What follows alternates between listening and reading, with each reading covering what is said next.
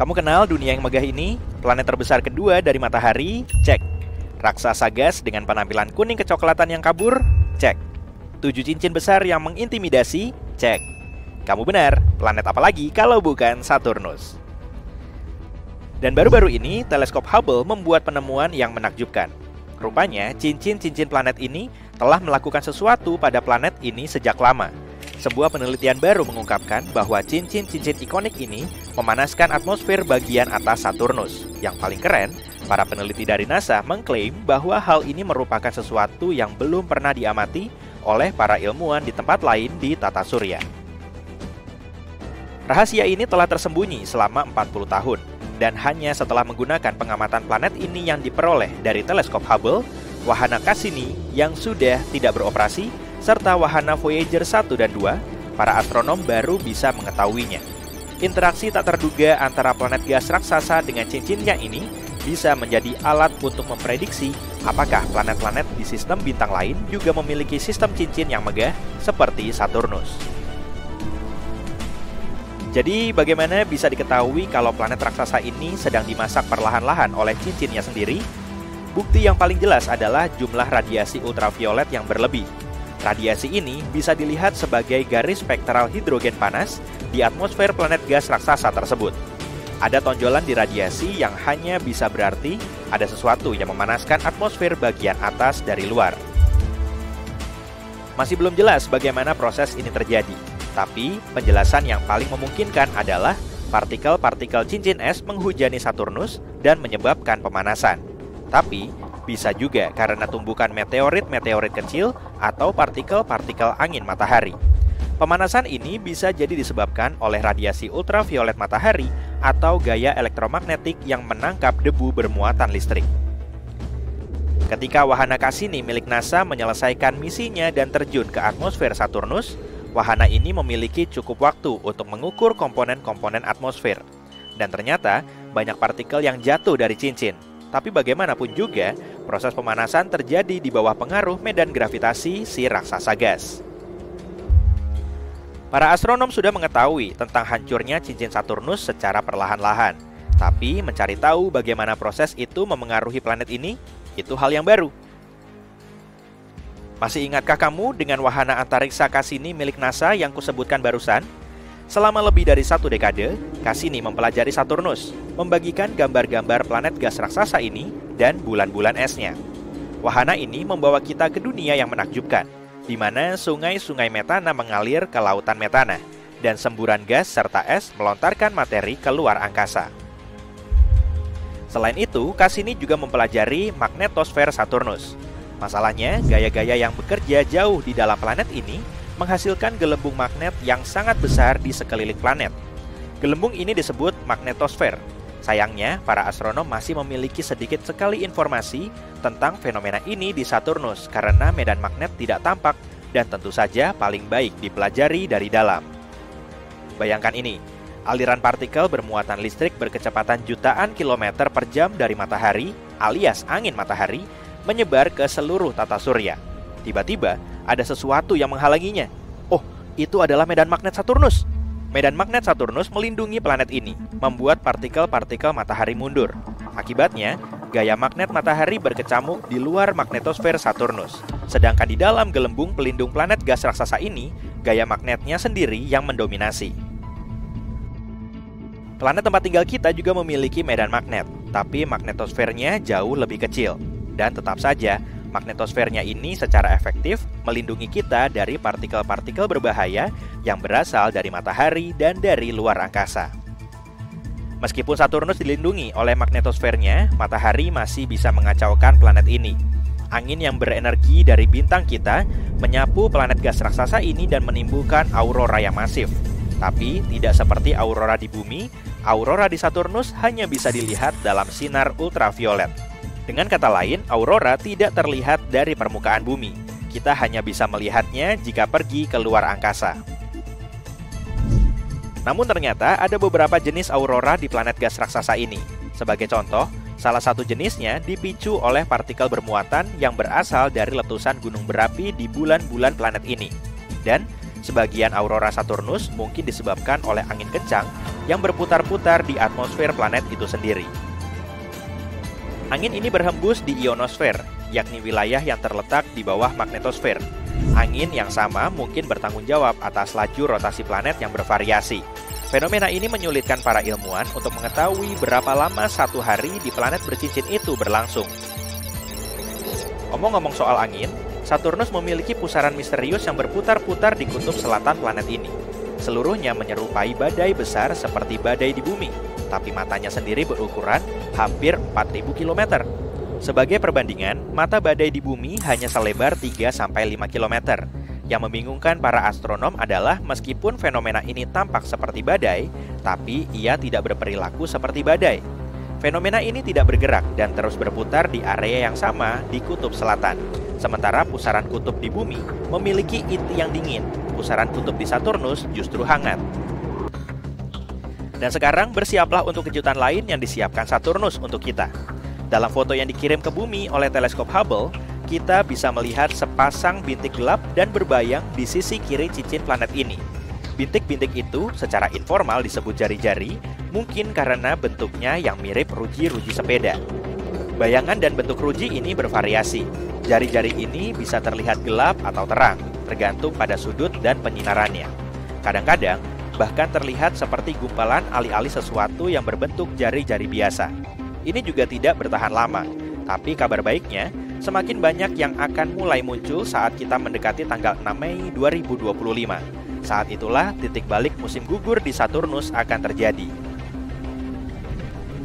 Nah, di bumi, saat itu adalah saat ketika matahari tepat berada di atas ekuator planet, dan siang dan malam memiliki panjang yang sama. Tapi di Saturnus, itu adalah sesuatu yang sedikit berbeda. Seperti planet kita, Saturnus miring pada porosnya. Itulah sebabnya Saturnus memiliki 4 musim. Tapi karena orbit planet gas raksasa ini jauh lebih besar, masing-masing musim berlangsung sekitar 7 tahun bumi. Equinox terjadi ketika cincin Saturnus berada tepat di tepi matahari. Tapi apa yang menyebabkan ruji-ruji tersebut? Para astronom menduga penyebabnya adalah medan magnet si planet gas raksasa. Ketika medan magnet planet berinteraksi dengan angin matahari, medan magnet tersebut menciptakan lingkungan bermuatan listrik. Seperti yang telah kita ketahui, di bumi, hal ini menghasilkan cahaya utara yang juga disebut aurora borealis. Dan jika kita berbicara tentang Saturnus, partikel-partikel cincin es terkecil pun bisa bermuatan listrik. Dan untuk sementara waktu, partikel-partikel ini melayang di atas bongkahan-bongkahan es yang lebih besar di dalam cincin. Untuk pertama kalinya, ruji-ruji di cincin Saturnus ditemukan oleh misi Voyager milik NASA. Itu terjadi pada awal tahun 1980-an. Pada saat itu, kita tidak tahu bahwa ruji-ruji ini adalah fenomena musiman. Voyager 2 hanya melewati planet ini dan kemudian melaju. Untuk mengetahui apa ruji-ruji tersebut dan bagaimana fungsinya, para astronom membutuhkan teleskop antariksa yang bisa mengamati cincin Saturnus dari jauh, seperti Hubble. Equinox terakhir di Saturnus terjadi pada tahun 2009. Saat itu, wahana Cassini sedang melakukan perjalanan mengelilingi planet gas raksasa ini. Wahana ini mengirimkan banyak foto-foto menakjubkan ke bumi. Wahana ini berhasil membuktikan dengan cepat bahwa ruji-ruji tersebut tidak disebabkan oleh interaksi gravitasi dengan Saturnus atau pengaruh bulan-bulan atau satelit-satelit kecil si raksasa gas yang membentuk cincin planet. Pada tahun 2005, Cassini mengonfirmasi bahwa ruji-ruji tersebut terkait dengan medan magnet Saturnus. Meskipun misi tersebut telah berakhir pada tahun 2017, Hubble telah melakukan pengamatan jangka panjang terhadap perubahan di dalam dan di sekitar Saturnus. Terlepas dari semua pengamatan yang telah dilakukan, para astronom masih belum bisa memprediksi awal dan durasi musim jari-jari itu. Untungnya, cincin Saturnus yang menonjol merupakan laboratorium yang sempurna untuk mempelajari fenomena ini. Meskipun planet gas raksasa lainnya di tata surya juga memiliki cincin, tapi cincinnya tidak begitu tampak. Dan para ilmuwan tidak tahu apakah ruji-ruji itu juga terjadi di planet-planet tersebut. And we have liftoff of Mars Global Surveyor as America begins its journey back to the Red Planet. Ada sebuah struktur aneh di Mars, bentuknya segi empat. Segi empat ini nyaris sama sisi, sendirian di hamparan gurun merah. Struktur ini terlihat terlalu sempurna, terlalu presisi untuk sesuatu yang alami. Alam sifatnya tak beraturan dan jarang sekali ada sesuatu yang terlihat begitu disengaja. Gambar ini tersebar di internet dan tentunya membuat gempar.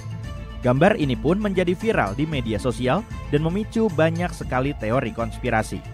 Beberapa orang yakin bahwa itu adalah bukti makhluk cerdas pernah menginjak kaki di Mars. Baiklah, mari kita selami dan cari tahu. Citra itu asli dan segi empat itu sudah ada sangat lama. Kamera Mars Orbiter milik NASA memotretnya pada tahun 2001, menangkap sepotong kecil permukaan Mars, dan di sanalah terdapat segi empat itu. Apakah itu bukti adanya makhluk cerdas?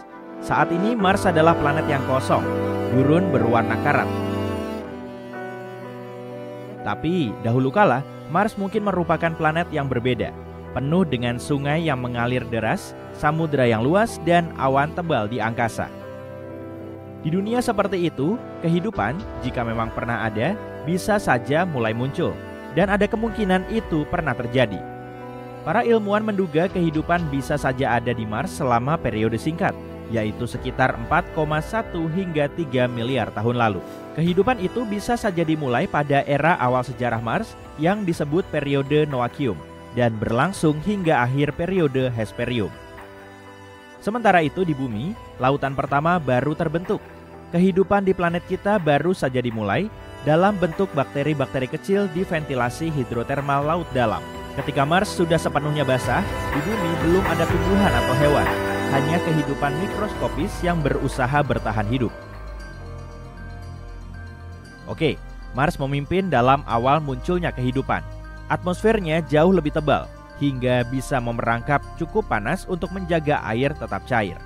Jaringan lembah, jejak-jejak besar di lanskap merah menunjukkan kisah luar biasa tentang curah hujan, sungai, dan danau.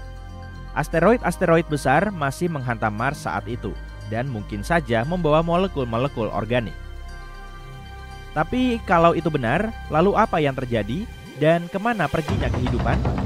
Sebuah penelitian terbaru dari NASA menunjukkan jawabannya lebih rumit dari yang kita duga. Para astronom meyakini sesuatu yang drastis terjadi di Mars secara tiba-tiba. Iklimnya yang nyaman lenyap dalam sekejap. Atmosfernya menipis. Tanpa medan magnet yang kuat seperti di bumi yang melindunginya, radiasi matahari mengikis habis atmosfer Mars sehingga menjadi dingin dan kering. Lautan menguap begitu saja. Sebagian airnya terlepas ke angkasa, sementara sisanya membeku di bawah tanah atau terkunci di tudung es kutub. Saat ini yang tersisa hanyalah kenangan, kanal kering, dan endapan mineral asin. Tapi tampaknya transisi ini nggak terjadi tiba-tiba. Prosesnya lambat dan bertahap. Mars berubah dari basah dan hangat menjadi dingin dan kering selama jutaan tahun. Bahkan, Mars masih memiliki lautan bahkan setelah suhunya turun sampai titik beku. Sebagian wilayah Mars, khususnya dataran rendah di bagian utara, mungkin masih basah selama berabad-abad. Bukankah seharusnya air membeku saat suhu di bawah 0 derajat Celcius? Ya, tentu. Tapi ada banyak alasan kenapa keajaiban ini terjadi, seperti atmosfer Mars yang tebal dan air hangat yang mengalir melalui arus. Dan selama waktu yang disebutkan tadi, dari zaman Noachium hingga akhir zaman Hesperium, kehidupan bisa saja menemukan jalan. Mikroba di bumi tumbuh subur di beberapa tempat paling keras, di bawah es Antartika, di lubang laut dalam, di danau vulkanik beracun. Kehidupan gak peduli. Jadi masa-masa ini dalam sejarah Mars pasti masa yang menakjubkan. Tapi jangan salah, Mars gak pernah benar-benar nyaman, bahkan pada masa-masa nyamannya. Mars gak serimbun dan sehijau yang kita bayangkan. Di masa-masa awalnya, Mars sangatlah ekstrim, lebih mirip saat bumi masih muda. Pada masa Noachium, Mars sangat hangat, tapi juga basah. Kemudian iklim bergeser ke periode Hesperium. Lautan membentang di dataran rendah utara, suhu turun dan salju menumpuk tinggi, membentuk gletser besar di selatan, mengubah planet ini menjadi dunia es. Menemukan kehidupan mikroskopis pada masa itu mungkin saja bisa, tapi peradaban cerdas kemungkinannya kecil. Segi empat yang viral itu belum menjadi bukti adanya kehidupan cerdas, dan inilah alasannya. Pertama, Orang-orang gempar karena alam nggak mungkin membuat garis lurus. Tapi itu nggak sepenuhnya benar. Itu biasa ditemukan di alam. Sebagai contoh, di bumi ada Giant's Causeway di Irlandia Utara yang penuh kolom basal heksagonal yang indah. Ini terbentuk alami dari aktivitas gunung berapi. Ada juga menara setan di Wyoming. Masih ingat dengan film Close Encounters di tahun 80-an? Itu adalah formasi batuan simetris yang terbentuk karena erosi. Tapi kalau dilihat dari luar angkasa, semua ini akan terlihat seperti buatan. Jadi apa sebenarnya segi empat ini? Mungkin saja pola rekahan pada batuan atau permukaan yang terpecah-pecah di sepanjang garis lurus akibat tekanan. Hal ini sering terjadi di bumi saat batuan mengembang dan menyusut seiring waktu. Dan di Mars, permukaannya terus-menerus dihantam meteor, angin, dan perubahan suhu yang ekstrim. Gak heran kalau batuan bisa stres. Apa yang terjadi di sini termasuk kasus pareidolia. Ini kegiatan favorit otak kita, menemukan pola dalam sesuatu yang acak. Kita berevolusi seperti ini. Jadi, terkadang kita memandang objek alam dan melihat hal-hal yang gak masuk akal. Wajah di pohon, hewan di awan, beragam bentuk, dan sebagainya. Selain itu, NASA sudah memotret Mars selama beberapa dekade. Ada foto-foto kawah, gunung, lembah, dasar sungai beresolusi tinggi, semuanya. Bukankah peradaban kuno akan meninggalkan sesuatu yang lebih baik daripada batu berbentuk segi empat? Meski semua terkikis seiring waktu, seharusnya ada lebih banyak tanda seperti jalan, fondasi, artefak, reruntuhan, atau apa saja. Oke, sejujurnya memang ada sesuatu. Segi empat itu bukan pertama kalinya Mars mempermainkan kita. Selama bertahun-tahun, kita sudah melihat mulai dari terowongan sampai pahatan wajah, bahkan Bigfoot, atau pintu ini, misalnya, lubang persegi panjang yang terpotong sempurna. Itulah yang orang-orang lihat ketika wahana Curiosity milik NASA mengirimkan citra East Cliff di Gunung Sharp. Ini hampir seperti lorong kuno yang mengarah jauh ke permukaan. Kamu hanya perlu masuk untuk menemukan pangkalan bawah tanah yang fantastis.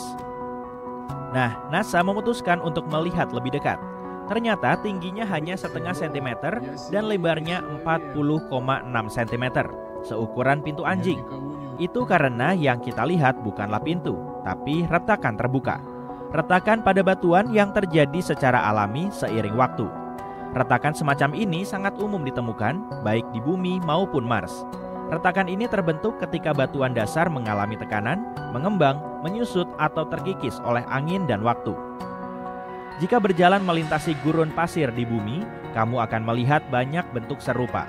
Ngarai, tebing, dan bahkan batu-batu besar memiliki retakan yang dari sudut yang tepat mungkin terlihat seperti pintu.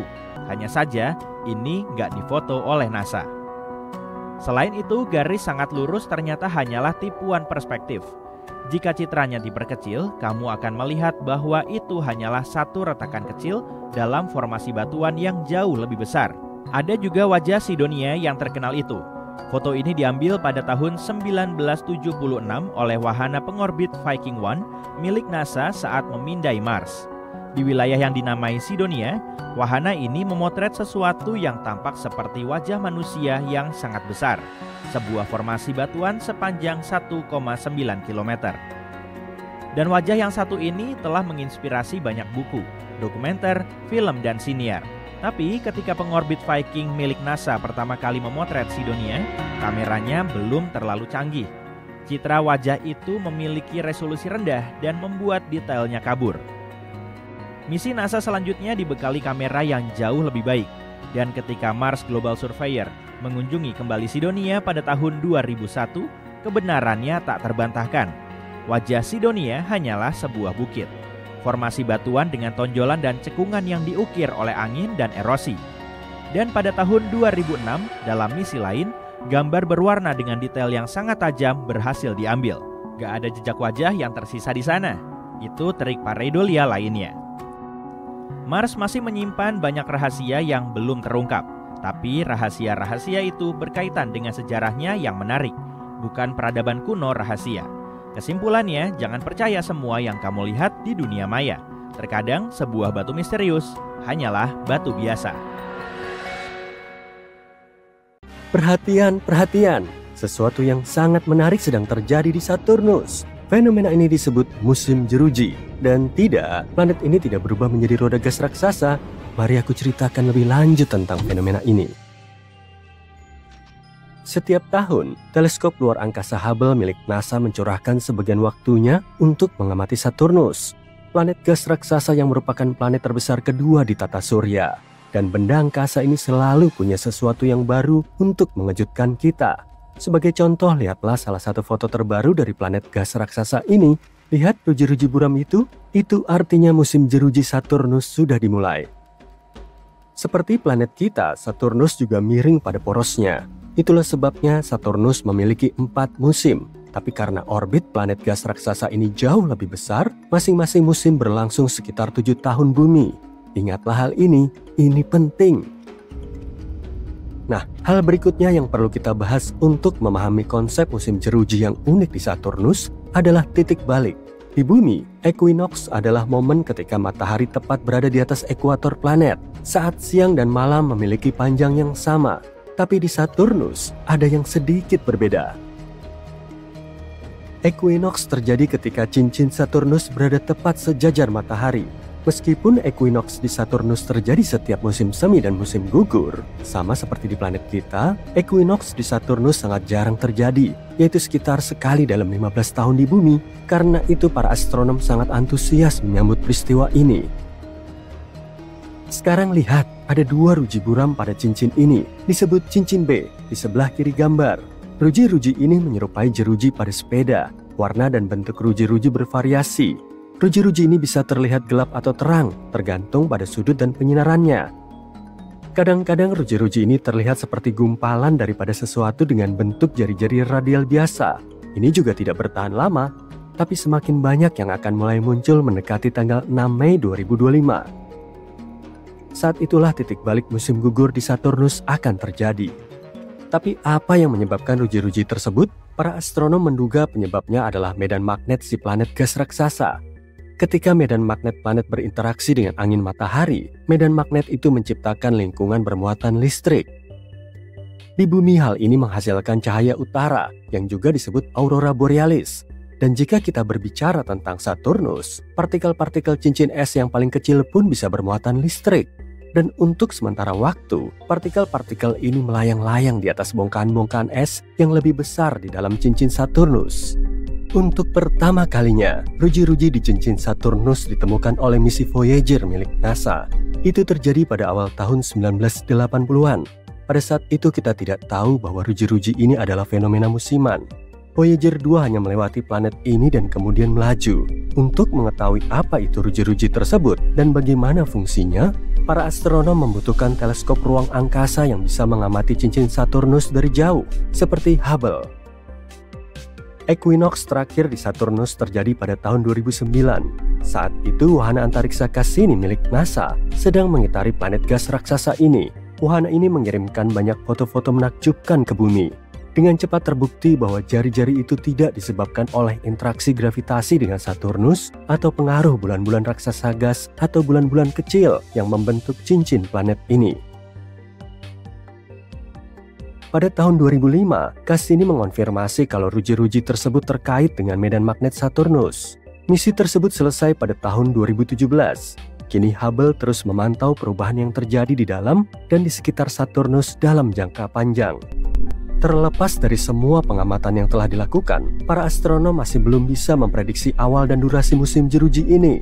Untungnya cincin Saturnus yang mencolok itu merupakan laboratorium yang sempurna untuk mempelajari fenomena ini.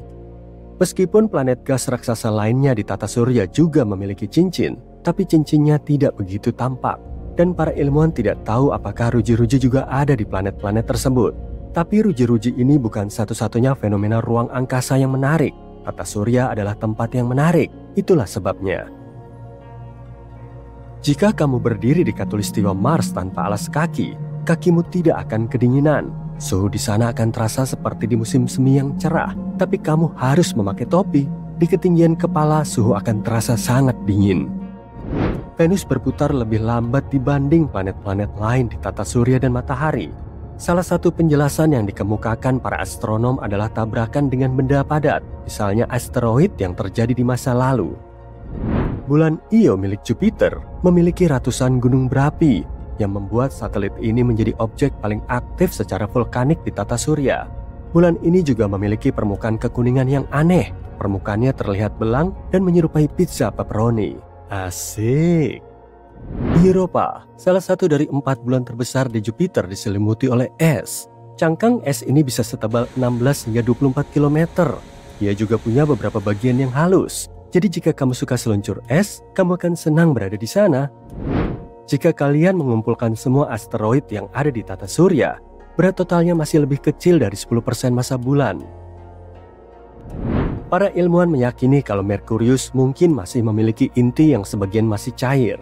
Ini bisa menjelaskan kenapa Merkurius memiliki medan magnet meskipun hanya 1% lebih kuat dari medan magnet bumi. Inti Merkurius mengambil sekitar 42% volume planet. Merkurius juga memiliki kerutan. Ketika inti besinya mendingin, kerak planet mengerut. Akibatnya permukaan planet menjadi tidak rata. Kerutan-kerutan ini disebut lobate scarps. Kerutan yang paling besar bisa mencapai ratusan kilometer panjangnya dan setinggi kira-kira 1,5 kilometer. Uranus adalah satu-satunya planet di tata surya yang berotasi pada sisinya. Penyebabnya mungkin karena tabrakan dahsyat di masa lampau dengan objek seukuran bumi. Tapi sejauh ini, itu hanya teori. Mars mungkin akan memiliki satu set cincin sendiri dalam 70 juta tahun ke depan. Bulan terbesarnya yang disebut Phobos mengorbit semakin dekat dengan planet ini. Suatu hari nanti, bulan ini mungkin akan hancur karena tarikan gravitasi planet merah dan berubah menjadi cincin yang bisa bertahan selama jutaan tahun. Aku tidak akan ada lagi saat itu, jadi aku percaya saja dengan apa yang mereka katakan. Para ilmuwan menduga permukaan bulan memiliki lebih banyak kawah daripada bumi karena tidak banyak aktivitas alami yang terjadi. Angin, hujan, gempa bumi, dan erosi terus mengubah permukaan planet kita. Tapi bulan hampir tidak memiliki cuaca yang bisa mengubah penampakannya. Saturnus adalah planet yang paling pipih di tata surya. Saturnus memipih di kutubnya, dan titik manapun di area khatulistiwanya berjarak sekitar 6.400 km lebih jauh dari pusat planet daripada kutubnya. Teleskop Hubble memiliki berat hampir seberat 2 ekor gajah jantan Afrika dan panjangnya sama dengan bus sekolah. Kayaknya seru kalau nonton peluncurannya. 2 gajah di dalam bus sekolah. Teleskop ini telah melakukan hampir 1,5 juta pengamatan sejak diluncurkan pada tahun 1990. Para astronom telah menggunakan data ini untuk menulis sekitar 15.000 karya ilmiah. Segala sesuatu di bumi dan segala sesuatu yang bisa dilihat manusia di ruang angkasa dengan bantuan teleskop adalah materi normal. Materi ini tersusun dari atom dan molekul dan jumlahnya kurang dari 5% dari seluruh materi di alam semesta. Hampir 68% alam semesta adalah energi gelap. Dan 27% sisanya adalah materi gelap. Apakah itu benar-benar penting? Faktanya memang penting. Saturnus memiliki pusaran misterius yang berputar-putar di atas kutub selatan planet ini. Seluruhnya menyerupai badai yang sangat besar berukuran hampir 8.000 km. Diameternya 2/3 diameter bumi. Yang membingungkan para astronom adalah meskipun fenomena ini tampak seperti badai, tapi ia tidak berperilaku seperti badai. Saturnus juga merupakan satu-satunya planet di tata surya yang lebih tidak padat daripada air. Dengan kata lain, jika kamu menemukan bak mandi yang cukup besar untuk menampung raksasa gas ini, ia akan mengapung di sana seperti bebek karet. Gempa bumi di bulan tidak terjadi sesering di bumi, tapi ketika terjadi, gempa berlangsung lebih dekat ke pusat satelit itu. Para ilmuwan menduga gempa bulan mungkin disebabkan oleh gravitasi bumi dan matahari. Salah satu bulan Saturnus, Iapetus, memiliki 2 warna yang aneh. Perbedaan antara kedua belahan bulan ini sangat besar. Salah satunya terang dan yang lainnya gelap. Para ilmuwan belum bisa memecahkan misteri ini. Satu-satunya sabuk asteroid di tata surya yang diketahui para astronom berada di antara Mars dan Jupiter. Ada ribuan asteroid di area ini. Asteroid-asteroid itu berbentuk benda padat tak beraturan dengan ukuran yang berbeda-beda, tapi semuanya berukuran lebih kecil dari planet. Para ilmuwan telah menganalisis kandungan kimiawi beberapa meteorit yang ditemukan di Gurun Sahara, Antartika, dan tempat lainnya. Sebagian batu-batu itu ternyata berasal dari Mars, sebagian lagi berasal dari bulan atau sabuk asteroid antara Mars dan Jupiter. Wow, batu-batu luar angkasa. Ruang angkasa keren ya. Mars bisa diam-diam mengacaukan kedalaman lautan kita. Planet merah ini berjarak 225,3 juta kilometer dari bumi. Jadi kita pernah berpikir bahwa planet ini tak banyak berdampak pada kita. Namun hal itu berubah baru-baru ini dengan penemuan mirip efek kupu-kupu. Apa yang diawali dengan tarikan gravitasi kecil di ruang angkasa, akhirnya menciptakan pusaran air raksasa di bumi. Kecurigaan ini dimulai ketika para ilmuwan memutuskan untuk mengeksplorasi hampir 300 lubang dalam yang dibor di dasar lautan yang dibuat pada tahun 60-an. Tujuan mereka adalah untuk memahami kekuatan arus laut dalam dengan menganalisa sedimen, yaitu material seperti pasir atau lumpur yang terakumulasi di dasar lautan selama 65 juta tahun terakhir. Dasar lautan memiliki sedimen berlapis-lapis. Ketika lapisan-lapisan ini menunjukkan pola berkesinambungan, itu artinya material tersebut secara bertahap menumpuk seiring waktu tanpa ada gangguan yang tiba-tiba. Dengan kata lain, arus dalam laut tenang dan stabil. Namun para peneliti juga melihat pola yang aneh. Selama periode waktu tertentu, mereka tidak dapat menemukan bukti sedimentasi, yang berarti ada hal lain yang mengganggu proses ini. Alasan paling mungkin soal celah sedimentasi ini adalah adanya arus yang kuat di dasar laut. Karena sangat kuat, arus tersebut mungkin memindahkan sedimen dari tempat asalnya. Tapi ada yang aneh, semua celah yang diidentifikasi dalam penelitian ini terjadi pada interval 2,4 juta tahun. Data menunjukkan ada total 27 celah. Ini tak mungkin sebuah kebetulan. Jadi para ilmuwan menyadari mereka tidak sedang memeriksa celah sederhana dalam proses sedimentasi. Mereka sedang menganalisis keberadaan siklus. Menurut para ahli, satu-satunya penjelasan yang masuk akal ada di luar angkasa dan mungkin akibat dari suatu yang dikenal sebagai siklus besar astronomi. Untuk memahami proses ini, pertama kita perlu membahas siklus Milankovitch. Siklus ini dinamai sesuai nama ilmuwan Serbia yang seabad lalu mengemukakan bahwa perubahan gerak bumi mengelilingi matahari dan kemiringan pada porosnya dapat mempengaruhi iklim jangka panjang bumi. Masalahnya, pergerakan bumi ini dipengaruhi oleh banyak hal, termasuk planet lain. Biasanya orbit planet kita mengelilingi matahari bukanlah lingkaran yang sempurna, tapi hampir saja. Namun dari waktu ke waktu, jalur ini secara langsung dipengaruhi oleh tarikan gravitasi Jupiter dan Saturnus. Jadi kedua planet raksasa ini seperti menarik orbit kita sehingga orbitnya menjadi lebih elips. Variasi seperti ini dapat memengaruhi jumlah dan distribusi sinar matahari yang mengubah iklim di bumi.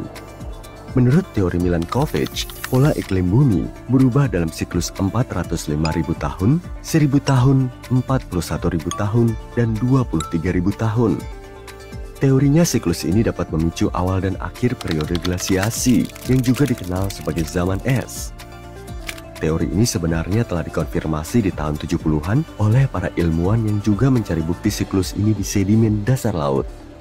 Perhitungan terbaru menunjukkan bahwa selain siklus Milankovitch, ada perubahan iklim yang mengikuti ritme yang jauh lebih lambat. Siklus-siklus tersebut tidak berubah setiap puluhan ribu tahun. Tidak, maksudnya periode yang berlangsung selama jutaan tahun. Dan inilah yang dimaksud dengan siklus besar astronomi yang tadi saya sebutkan. Kita tahu tentang kejadian tersebut terutama karena bukti-bukti berdasarkan matematika dan pemodelan komputer. Tapi sangat sulit untuk menemukan bukti geologis keberadaan siklus astrologi jutaan tahun ini atau petunjuk apapun tentang bagaimana siklus tersebut mempengaruhi bumi. Ya, setidaknya sampai sekarang. Ternyata apa yang ditemukan para ilmuwan di dasar samudera bisa jadi merupakan bukti yang kita butuhkan. Dan itu karena periode 2,4 juta tahun tersebut sama persis dengan catatan interaksi antara bumi dan Mars. Ketika kedua planet memetakan jalur orbitnya, medan gravitasi keduanya berinteraksi dalam proses yang disebut resonansi. Ya, persis seperti yang terjadi pada Jupiter dan Saturnus. Sesekali, gaya gravitasi planet merah menarik orbit kita sedikit lebih dekat ke matahari. Dan seperti siklus Milankovitch yang lebih pendek, siklus besar ini juga mempengaruhi iklim kita. Dalam hal ini, dengan meningkatnya radiasi matahari yang mencapai bumi, membuat planet kita menjadi lebih hangat. Sejujurnya, para ahli percaya bahwa jumlah radiasi matahari ekstra yang diberikan Mars kepada kita tidak terlalu besar. Maksudnya hal itu tidak akan membuat bumi jadi sangat panas hingga terasa seperti kita berjalan di matahari. Namun perbedaan kecil dalam iklim ini cukup mengubah perilaku alam di bumi, seperti arus laut. Iklim yang lebih hangat cenderung menghasilkan badai besar yang lebih sering, dan hal ini sering menghasilkan pusaran air yang mengaduk-aduk sedimen. Fenomena ini digambarkan sebagai pusaran air raksasa yang dapat mencapai dasar laut di samudera terdalam yang disebut jurang abyss. Menemukan celah pada catatan sedimen laut dalam itu sungguh mengesankan, karena mungkin ini merupakan bukti terkuat yang kita miliki tentang siklus besar astronomi. Seperti disebutkan di awal video, mirip efek kupu-kupu. Setiap 2,4 tahun, tarikan gravitasi Mars menggeser jalur bumi mengelilingi matahari, yang berakibat menghangatnya iklim bumi. Dan bumi yang lebih hangat menyebabkan terbentuknya pusaran air besar yang akhirnya menjungkir balikan air laut dalam. Dan satu hal lagi, siklus yang ditemukan dalam penelitian ini juga sejalan dengan periode iklim yang lebih hangat yang sudah diketahui sepanjang sejarah dunia, seperti maksimum thermal Paleocene-Eocene yang terkenal. Peristiwa ini terjadi sekitar 56 juta tahun yang lalu, ketika bumi menghangat sekitar 8 derajat Celcius. Banyak teori bermunculan untuk mencari tahu penyebabnya, seperti gangguan pada orbit bumi, atau mungkin lewatnya komet. Tapi dengan penelitian baru ini, sepertinya Mars juga terlibat dalam peristiwa ini. Temuan baru ini cukup meyakinkan dan menarik, namun para ilmuwan masih perlu meneliti lebih banyak lagi untuk menghubungkan kemungkinan siklus perubahan iklim dengan arus laut dalam. Maksud saya, kerja mereka bagus dalam menemukan penjelasan untuk celah sedimentasi, tapi sejauh ini hanya berupa dugaan.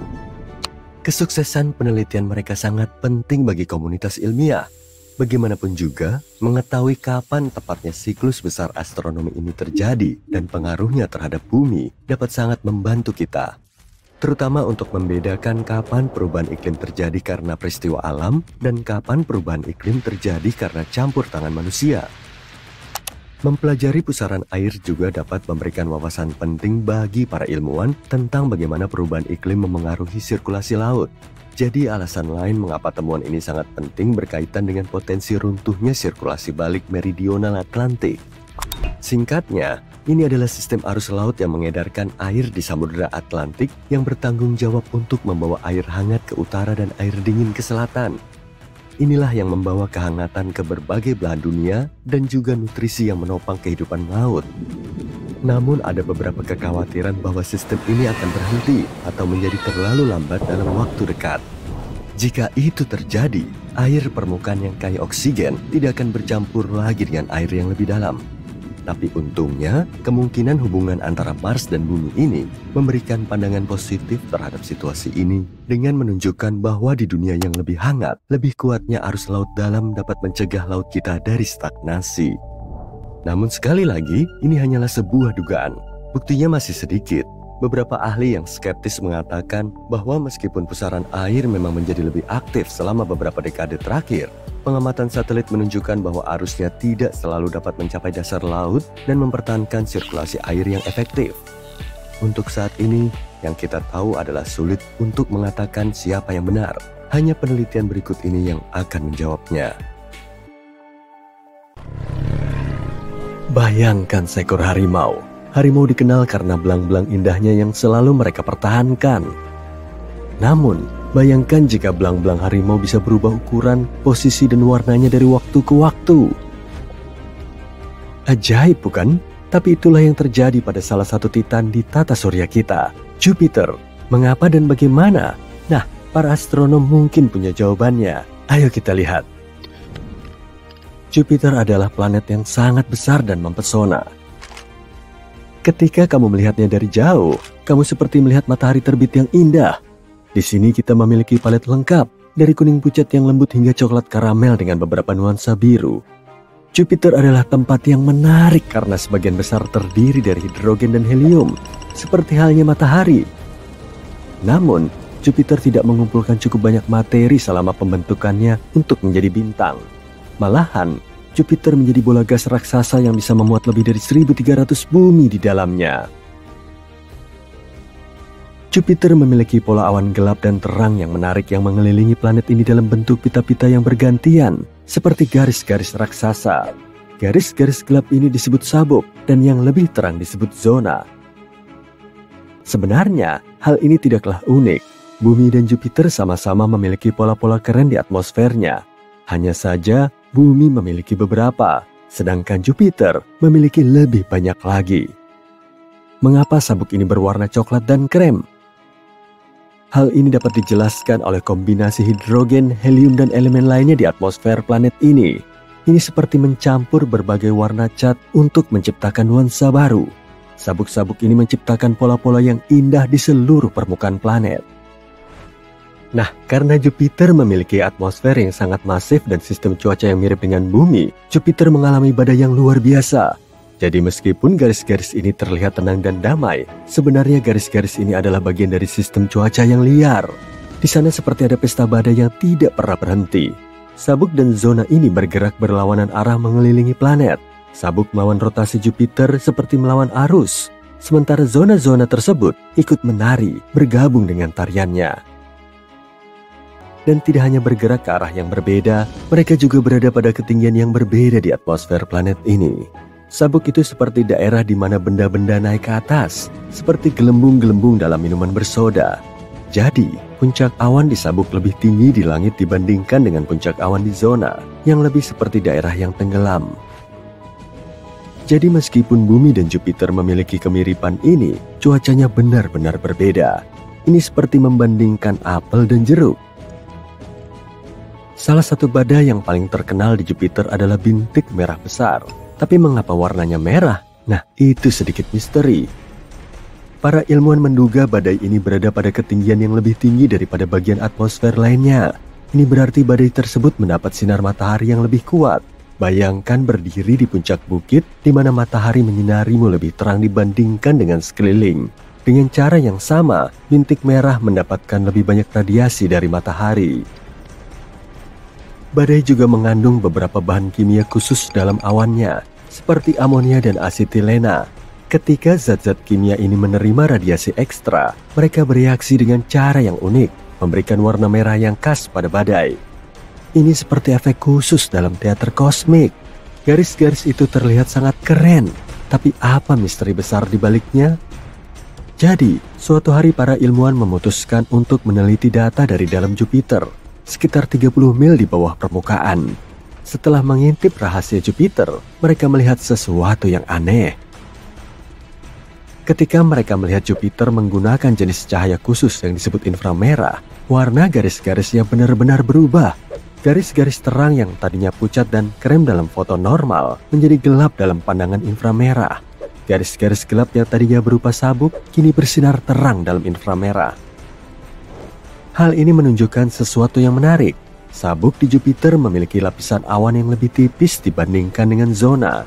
Sabuk-sabuk itu seperti mengenakan pakaian tipis dan tembus pandang, sementara zona-zona itu memiliki awan yang lebih tebal, seperti jaket berbulu.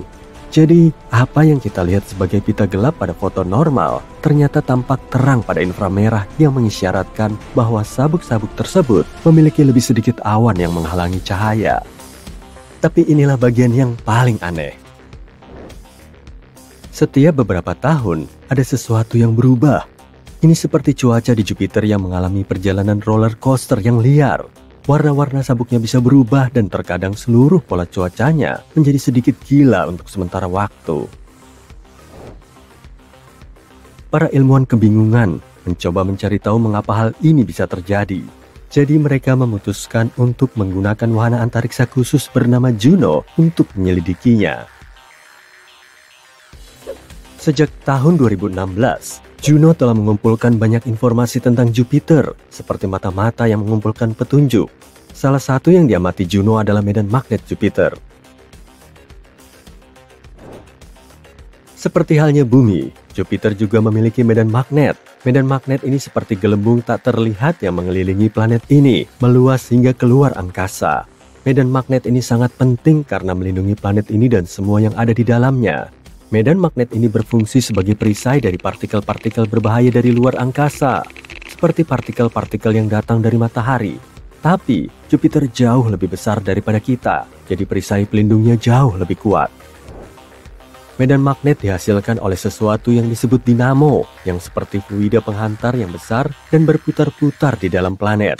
Fluida ini bergerak dan berputar, seperti pesta dansa yang terjadi di dalam planet. Jadi, para ilmuwan telah mengamati data yang dikumpulkan oleh Juno selama bertahun-tahun dan melihat sesuatu yang menarik. Medan magnet Jupiter memiliki gerakan-gerakan kecilnya sendiri, seperti ketika kamu melihat ombak di lautan. Para ilmuwan menyebut gerakan ini sebagai osilasi torsi, yang merupakan istilah yang bagus untuk menyebut gerakan ombak, seolah-olah Jupiter melakukan tarian magnetiknya sendiri. Sekarang, mari bayangkan bagian dalam Jupiter seperti panci raksasa berisi sup mendidih. Jauh di dalam Jupiter, ada arus lambat yang membawa panas ke atas seperti ban berjalan. Panas ini akhirnya mencapai bagian atas di mana kita bisa melihat awan. Namun, disinilah bagian menariknya. Bayangkan seseorang mulai mengaduk sup dengan sangat cepat menggunakan sendok. Gerakan magnetik bergelombang itu, osilasi torsional, bertindak seperti sendok itu. Gerakan tersebut menciptakan gangguan yang mengacaukan arus yang lambat. Gangguan ini berdampak besar pada cuaca Jupiter. Ini seperti menyalakan api di dapur dan mengubah cara memasak sup. Pola-pola naik dan turunnya awan yang kita sebut sebagai upwelling dan downwelling menjadi kacau. Angin puyuh di dalam sup. Para ilmuwan kita yang cerdas juga melihat sesuatu yang istimewa di dekat ekuator Jupiter. Mereka menemukan sebuah titik magnet yang disebut bintik biru besar. Dan coba tebak, bintik ini melambat, seperti sedang beristirahat dari gerakan cepat yang biasanya. Hal ini menunjukkan bahwa jenis gerakan bergelombang yang baru, tarian baru, akan segera dimulai. Jadi kesimpulannya, para ilmuwan telah menemukan sebuah ide keren. Gerakan magnetik bergelombang ini, osilasi torsional, mengacaukan arus lambat di dalam Jupiter, mengacaukan pola awan, dan menyebabkan cuaca yang tidak menentu.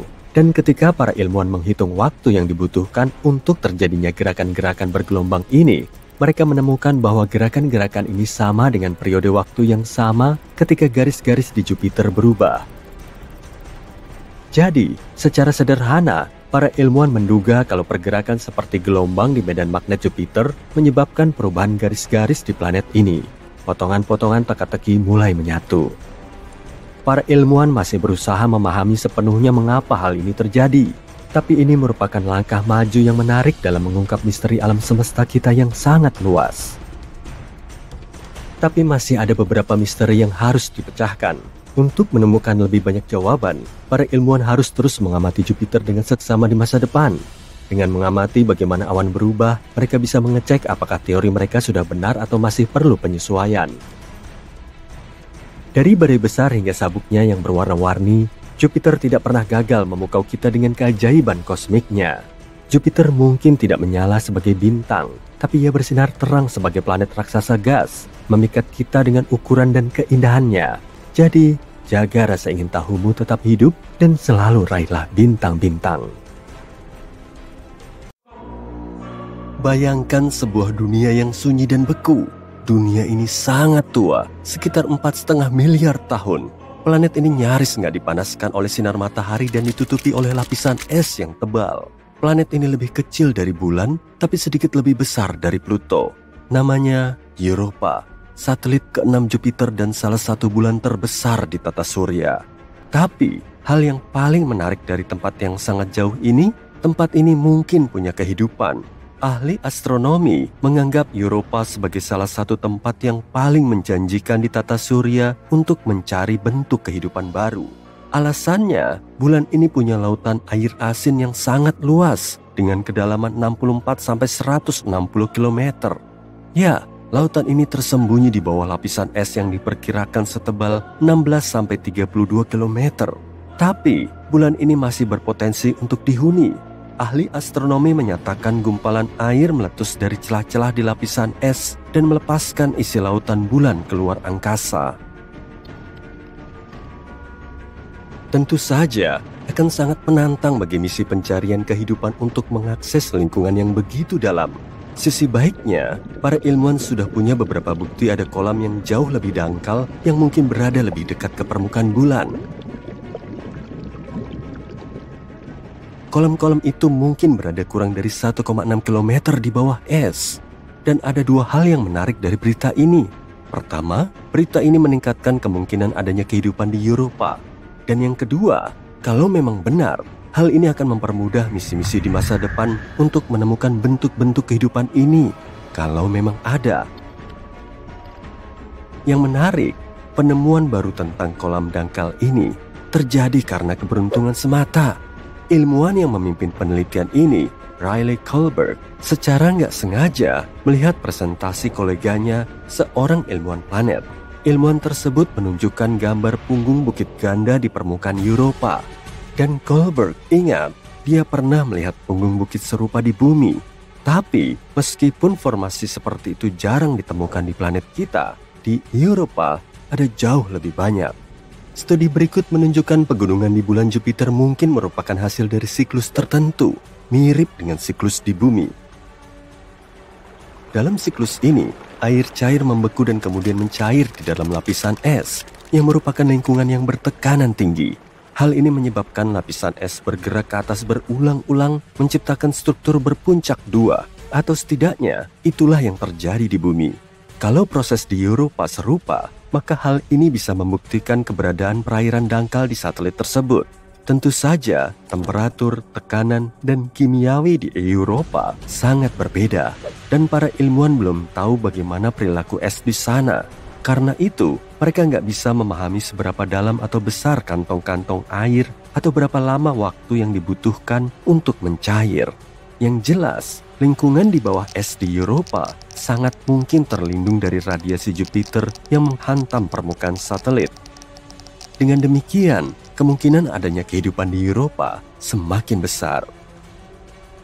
Sekarang, mari kembali ke fakta bahwa lautan di Eropa tampak asin.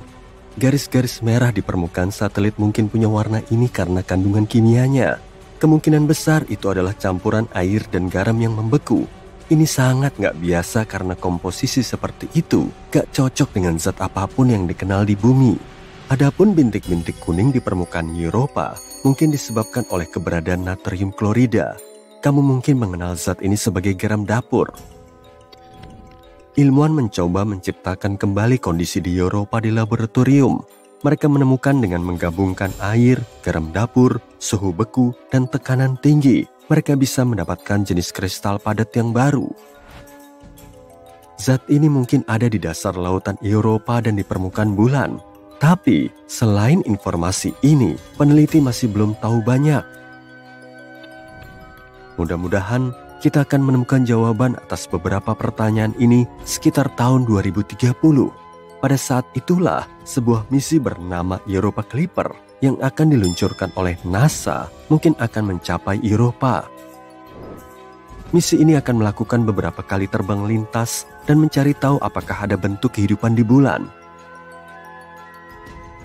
JUICE, singkatan dari Jupiter Icy Moons Explorer, milik Badan Antariksa Eropa, juga akan mengunjungi Eropa dalam beberapa tahun ke depan. Tapi Eropa bukan satu-satunya tempat di tata surya yang mungkin menjadi tuan rumah atau pernah menjadi tuan rumah bagi kehidupan. Pada 2003, Mars Express, wahana antariksa yang diluncurkan oleh Badan Antariksa Eropa, menemukan metana di atmosfer Mars. Di planet kita, sebagian besar gas di atmosfer dihasilkan oleh makhluk hidup, misalnya oleh ternak yang mencerna makanan. Namun, ilmuwan menduga metana stabil di atmosfer Mars selama sekitar 300 tahun. Lalu, pada 2006, metana hampir seluruhnya lenyap dari planet merah. Dan itu terjadi 600 kali lebih cepat dari yang diperkirakan oleh model para peneliti. Pertanyaannya, apa atau siapa yang menghasilkan gas tersebut dan kemana perginya? Misteri Mars lainnya adalah mikroba yang mungkin tertidur di bawah permukaan Mars. Di sana, mereka mungkin terlindung dari radiasi keras yang datang dari luar angkasa selama jutaan tahun. Para ilmuwan mensimulasikan kondisi di Mars di laboratorium untuk memeriksa apakah hal itu mungkin benar. Dan mereka takjub saat mengetahui bakteri bisa dengan mudah bertahan hidup dalam kondisi seperti itu selama 280 juta tahun. Artinya, kalau memang ada kehidupan di Mars, kita bisa menemukan buktinya di bawah permukaan planet dengan mengebor tanah Mars. Saat ini, gak ada air yang mengalir di Mars dan sel atau spora akan mengering. Ditambah lagi, suhu permukaannya mirip dengan suhu es kering. Dengan kata lain, permukaan planet ini sangat beku. Dan tetap saja ada 6 jenis bakteri dan jamur yang hidup di bawah tanah di planet merah. Yang paling mungkin adalah yang dijuluki Conan si bakteri karena sifatnya yang tangguh. Ya, kurasa waktu yang akan membuktikannya. Sekarang mari kita beralih ke Venus. Pada 2020, ilmuwan mengumumkan di atmosfer Venus yang beracun ada sesuatu yang mungkin berarti adanya kehidupan. Sayangnya, ilmuwan gak punya bukti karena gak ada kesempatan untuk mengumpulkan spesimen mikroba atau mengambil foto kehidupan di luar bumi. Tapi mereka mengklaim telah menemukan bahan kimia yang disebut fosfin di sana, dan itu adalah hal yang besar. Kalau bukan bahan kimia yang sebelumnya gak diketahui yang memproduksi gas ini, maka mungkin ada semacam kehidupan mikroba yang terlibat dalam prosesnya. Fosfin terdiri dari 3 atom hidrogen dan 1 atom fosfor. Gas ini beracun bagi semua bentuk kehidupan darat yang membutuhkan oksigen, termasuk manusia. Di planet kita, fosfin bisa ditemukan di tempat-tempat yang gak memiliki atau hanya memiliki sedikit oksigen. Misalnya, rawa-rawa dan air payau. Gas ini dibuat oleh campuran kompleks bakteri yang hidup di sana. Ini juga bisa diproduksi secara industri. Kalau dipikir-pikir, fosfin gak seharusnya ada di atmosfer Venus. Gas ini butuh tekanan dan temperatur yang tepat dan bertonton hidrogen untuk terbentuk. Gak mengherankan kalau kita menemukannya di Saturnus atau Jupiter, 2 planet raksasa gas yang terkenal. Tapi di Venus, benar-benar gak terduga. Gak mungkin fosfin bisa diproduksi secara alami di planet ini. Sejumlah kecil fosfin bisa terbentuk saat letusan gunung berapi, badai petir, mineral yang terlontar ke permukaan, atau meteorit yang masuk ke atmosfer Venus. Tapi jumlahnya nggak sebanyak yang diperkirakan para astronom, dan hal itu membuat para ilmuwan curiga. Tapi mereka terlalu senang dengan penemuannya. Mereka mungkin mengira itu berarti ada kehidupan di Venus. Namun, kalaupun gas ini diciptakan oleh organisme misterius, masih menjadi pertanyaan besar bagaimana mereka bisa bertahan hidup di Venus. Di bumi, beberapa mikroba bisa hidup di lingkungan dengan tingkat keasaman 5%, tapi nggak lebih dari itu. Namun, di Venus, awan hampir seluruhnya terbuat dari asam, mengandung lebih dari 90% asam sulfat. Atmosfer Venus juga 50 kali lebih kering daripada tempat terkering di planet tempat tinggal kita. Dan memang, pada 2022, berkat teleskop yang lebih baik dan beresolusi lebih tinggi, disimpulkan gak ada fosfin di atmosfer Venus. Ataupun kalau ada, jumlahnya sangat sedikit. Sejauh ini, kita perlu mencari tanda-tanda kehidupan yang lebih jauh dari bumi. Kenapa sih kita suka banget sama Saturnus? Yap, karena kita suka cincinnya yang indah. Planet ini menonjol di tata surya karena cincinnya ini. Cincin utamanya punya diameter sekitar 274.000 km, tapi ketebalannya nggak lebih dari 100 meter. Cincin terluar Saturnus adalah yang paling lambat berputar pada kecepatan sekitar 60.000 km per jam. Ini lebih lambat dari rotasi Saturnus sendiri, tapi kamu tahu nggak kalau Saturnus nggak bercincin selama sebagian besar sejarahnya? Yuk kita cari tahu proses terbentuknya. Dari pendaratan terakhir Cassini di planet ini, para peneliti bisa memperkirakan masa cincinnya, yakni 15 miliar kilogram.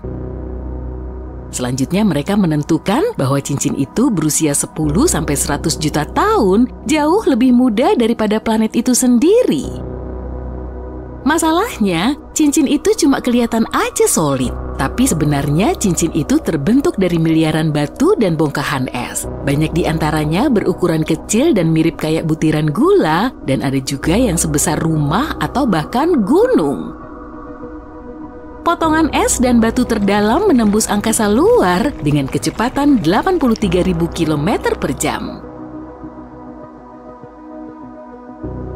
Ada Ada jari-jari misterius di cincinnya. Tampaknya jari-jari ini terbentuk dan menyebar hanya dalam beberapa jam. Dan jari-jari ini mungkin terdiri dari lembaran partikel kecil bermuatan listrik yang terbentuk saat meteor kecil menabrak cincin. Atau mungkin berkas elektron dari petir Saturnus. Satu teori mengatakan cincin Saturnus membentuk semua bahan yang tersisa setelah Saturnus terbentuk dan bahan ini nggak bisa membentuk bulan. Ada juga teori yang menyebutkan keberadaan Theia, planet seukuran Mars yang bertabrakan dengan bumi sekitar 4,5 miliar tahun lalu. Bagian kerak yang lebih ringannya berakhir di luar angkasa selama proses tabrakan, sedangkan inti yang lebih padat tetap tertinggal. Tapi dalam kasus Saturnus, semua puing itu mungkin nggak membentuk bulan baru, melainkan membentuk cincin yang kini banyak orang kenali sebagai ciri khas planet ini. Teori lain mengatakan cincin ini terbentuk dari debu dan puing-puing bulan yang akhirnya hancur oleh benturan besar, mungkin oleh asteroid atau komet. Atau mungkin cincin itu terbentuk karena pernah ada bulan yang hancur akibat gaya pasang surut yang bersumber dari planet induknya sendiri. Jika terbentuk pada periode yang sama dengan Saturnus, cincin ini akan punya lebih dari 4 miliar tahun untuk mengumpulkan sedikit puing dan debu yang berasal dari tabrakan mikrometeorit. Tapi, cincin ini sebagian besar terdiri dari air es. Gak ada debu sama sekali, yang berarti umurnya lebih muda dari dugaan. Dan sifat sistem cincin ini memberitahu kita beberapa hal tentang bagian dalam Saturnus yang seperti lumpur. Helium dan hidrogen di Saturnus semakin bercampur dengan bebatuan dan es seraya kamu mendekati inti planet itu. Ini mirip dengan yang kita lihat di lautan kita, semakin dalam menyelam, tingkat keasinannya meningkat. Tapi cincin itu mungkin akan hilang di masa depan. Cincin sebenarnya lebih umum daripada yang kita pikirkan. Jupiter, Uranus, dan Neptunus punya sistem cincinnya sendiri. Tapi nggak setiap planet punya cincin yang sama. Saturnus punya lingkaran menarik dan jelas merupakan cincin yang paling spektakuler. Planet lain sebagian besar memiliki cincin yang terbuat dari debu dan partikel berbatu. Dan bukan cuma planet, benda luar angkasa lain bisa juga punya cincin seperti asteroid bernama Cherry-Claw. Tapi meski gas raksasa di tata surya kita punya cincin, planet batu atau yang kita sebut terestrial nggak punya. Dan satu teori mengatakan mungkin ini terjadi karena planet-planet gas yang berada di area luar tata surya melindungi planet-planet berbatu yang terbentuk di tata surya bagian dalam dari semua tabrakan yang mungkin bisa membentuk cincin di sekitarnya. Atau bisa juga karena raksasa gas jauh lebih besar dan volumenya yang sangat besar itu memungkinkannya memiliki sistem cincin yang tetap stabil. Dan gimana kalau bumi juga punya cincin di masa lalu? Mungkin waktu tabrakan besar saat bulan kita terbentuk. Lanjut ke beberapa hal keren yang terjadi di tata surya kita. Pluto, planet katai kecil di tepi tata surya kita, juga yang biasa kita sebut planet, punya atmosfer yang cukup aneh. Gak ada yang menyangka akan melihat kabut setinggi 1.600 km di sana. Artinya, kabut itu naik lebih tinggi di atas permukaan daripada atmosfer di planet asal kita.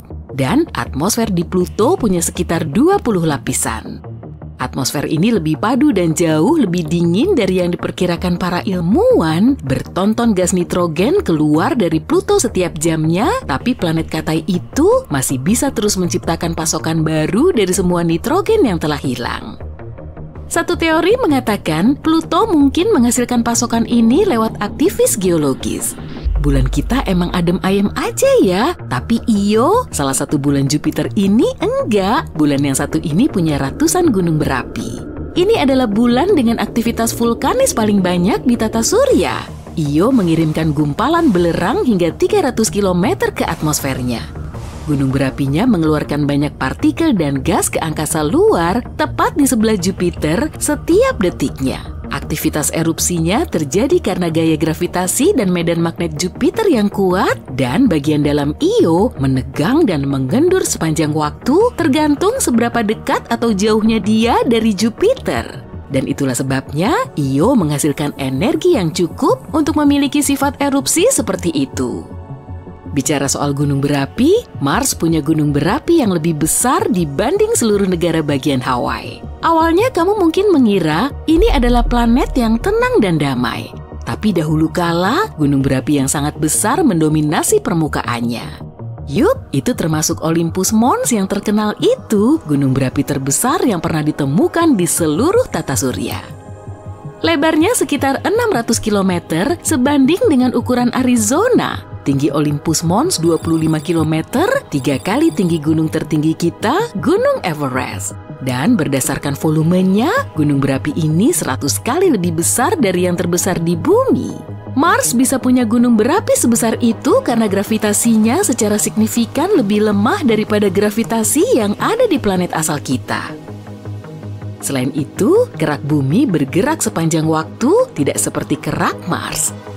Kamu tahu nggak gimana Kepulauan Hawaii terbentuk? Titik panas di mantel menciptakan rantai gunung berapi di kerak yang mengambang di atasnya. Gunung berapi Mars bisa tumbuh lebih besar karena permukaannya tidak bergerak, sehingga gunung berapi dapat terbentuk untuk waktu yang lebih lama hanya di satu tempat. Miranda adalah salah satu bulan paling aneh di bagian luar tata surya kita. Ini adalah bulan bayangan yang mengorbit Uranus dengan banyak kawah, punggung bukit tajam, dan gangguan serupa di permukaannya. Biasanya, relief sejenis ini menggambarkan suatu daerah tertentu yang dulunya punya banyak aktivitas vulkanis. Tapi di Miranda nggak begitu. Selain itu, bulan ini terlalu kecil untuk menghasilkan aktivitas tektonik elemen lain yang bisa membentuk permukaan sejenis ini. Satu teori mengatakan gaya gravitasi dari Uranus bisa menyebabkan aksi tarik-menarik, sesuatu yang menciptakan semua tonjolan di permukaan Miranda ini. Kita harus mengirim pesawat antariksa lain untuk mencari tahu apa yang terjadi di sana. Kita semua terbuat dari debu bintang, 97% atom penyusun kita sama dengan materi galaksi kita. Blok pembangun kehidupan adalah istilah yang kita gunakan untuk sekelompok elemen yang penting bagi kehidupan di bumi. Dan bintang juga memiliki unsur-unsur ini, tapi dalam proporsi yang berbeda. Misalnya, kita itu 65% oksigen berdasarkan massa kita, sedangkan unsur yang kita ukur di luar angkasa seperti spektrum bintang punya kurang dari 1% oksigen. Jadi, Merkurius sudah jadi yang terkecil di tata surya kita dalam kategori planet, gak termasuk beberapa benda lain seperti planet Katai Pluto, dan sekarang sepertinya masih menyusut. Ini adalah planet terpadat kedua setelah planet kita, tapi dia makin padat dari waktu ke waktu. Selama ini, para peneliti mengira bumi adalah satu-satunya planet di tata surya kita dengan aktivitas tektonik, dan sekarang kita tahu Merkurius juga aktif secara tektonik. Wahana Messenger berhasil memetakan seluruh planet ini. Para ilmuwan menyadari bahwa planet ini dipenuhi lereng curam, beberapa bentang alamnya mirip tebing, dan karena bentang alam ini relatif kecil, usianya mungkin masih muda. Dan Merkurius masih berkontraksi bahkan sampai 4,5 miliar tahun setelah tata surya kita terbentuk.